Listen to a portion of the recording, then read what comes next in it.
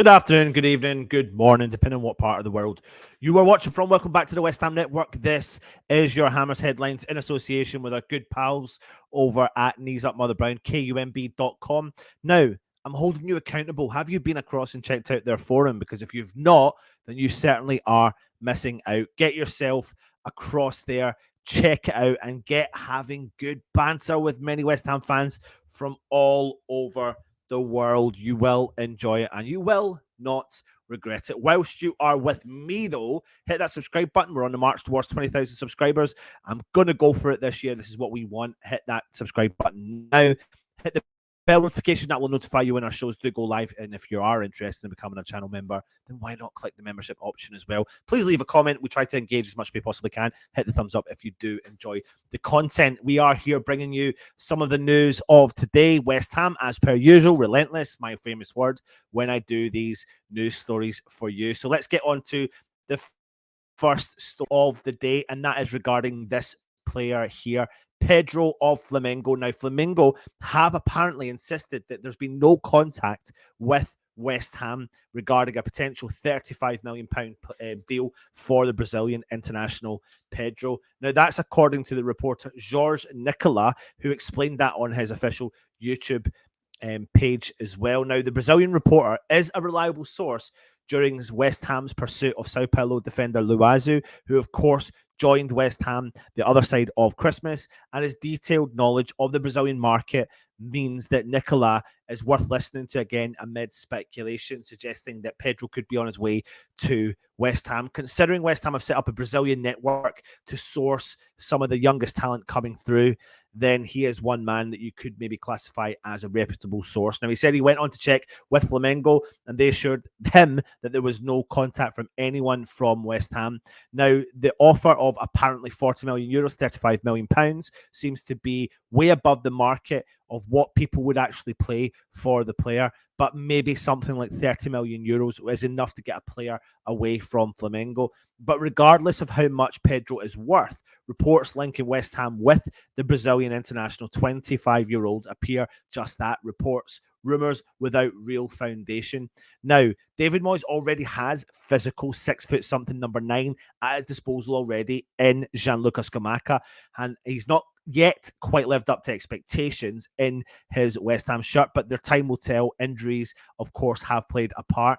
Pedro scored a remarkable 29 goals last season, but West Ham potentially are, and no doubts aren't going to give up on Scamacca just yet, especially after spending the money we did. But like I said, the biggest problem here is his lack of service maybe, and also his inconsistent approach to being available for first team selection. So we have to wait and see what this thing with Pedro, Brazilian international, potentially coming into the club, will he or won't he? But we do have many strikers there. You know, I like what he's capable of doing. He's a big, tall lad, but it looks like we're going to keep the faith as things stand with our main Italian striker, Gianluca Scamacca. Leave your comments in, let me know, leave the thumbs up as well, and give us your honest opinion on that situation. Now, I gave you a little bit of an injury update earlier on this morning, and that was all about the 7 players that we have ahead of the Spurs game that are a doubt.